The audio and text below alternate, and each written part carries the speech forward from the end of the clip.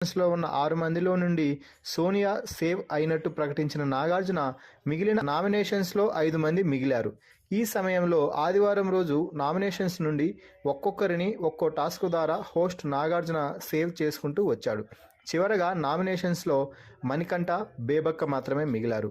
ఈ సమయంలో మణికంఠ ఇక నేను వెళ్ళిపోతున్నాను అంటూ ఎమోషనల్ అయ్యాడు. కన్నీళ్లు పెట్టుకున్నాడు.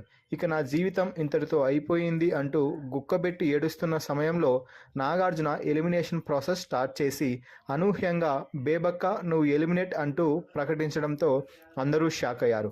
హౌస్మేట్స్ కూడా ఖచ్చితంగా మణికంఠ ఎలిమినేట్ అవుతాడు అనుకుంటే బేబక్క ఎలిమినేట్ అవ్వడంతో షాక్ అయ్యి అలాగే చూస్తుండిపోయారు.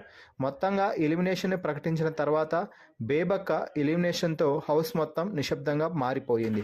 బేబక్క కన్నీళ్లు పెట్టుకుంటూ బిగ్ బాస్ హౌస్ నుంచి బయటకు వచ్చేసింది. ఈ వీడియోపై మీ అభిప్రాయాన్ని కామెంట్స్ రూపంలో తెలపండి.